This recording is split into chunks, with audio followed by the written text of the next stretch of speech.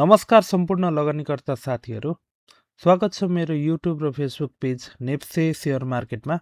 आजको भिडियोमा हामी विस्तृत रूपमा एनालाइसिस गर्नेछौँ।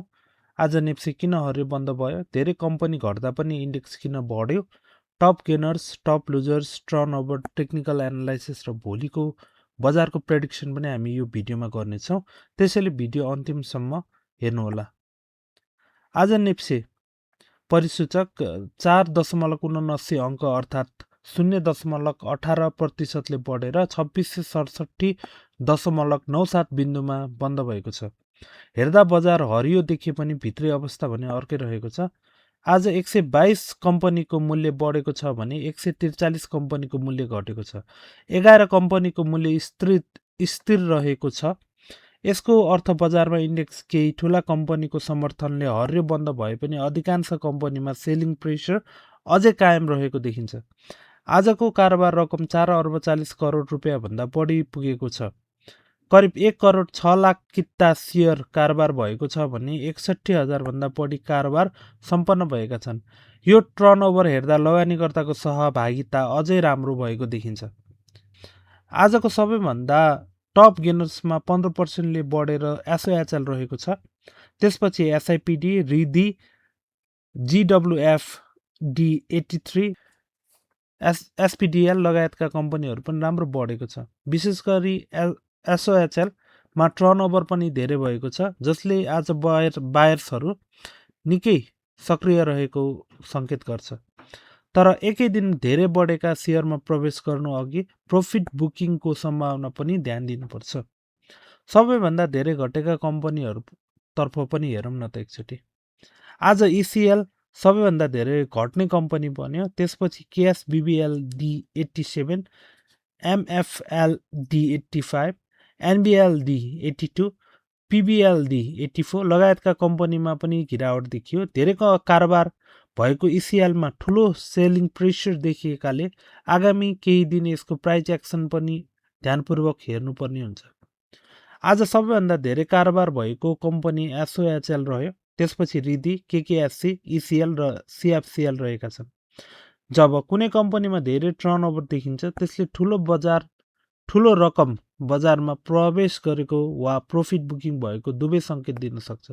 त्यसैले टर्नओभरलाई प्राइस मुभमेन्ट सँगै एनालाइज गर्नुपर्ने हुन्छ। भोल्युमतर्फ हेर्दा रिदी सबैभन्दा अगाडि रहेको छ। त्यसपछि एसओएचएल, केकेएससी, केबिएल र एनएचपिसी रहेका छन्। उच्च भोल्युम भएको सेयरमा आगामी दिनमा पनि मोमेन्टम रहने सम्भावना हुन्छ, तर भोल्युम मात्र हेरेर निर्णय गर्नु उचित हुँदैन। अब चार्टतर्फ जाउँ। सबैभन्दा पहिले बोलिङ्गर ब्यान्ड हेर्दा इन्डेक्स अहिले मिडल ब्यान्ड वरिपरि कारोबार गरिरहेको छ। यसले बजार रिकभरी गर्ने प्रयासमा रहेको देखिन्छ। यदि इन्डेक्सले 2700 माथि बलियो क्लोजिङ दिन थाल्यो भने बुलिस मोमेन्टम थप बलियो हुन सक्छ। अब आरएसआई तर्फ हेर्दा चाहिँ आरएसआई अहिले 47.89 मा रहेको छ।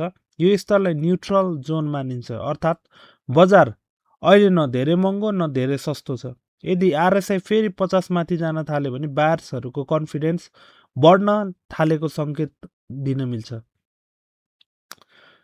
म्याकडी हिस्टोग्राम कमजोर बन्दै गएको छ।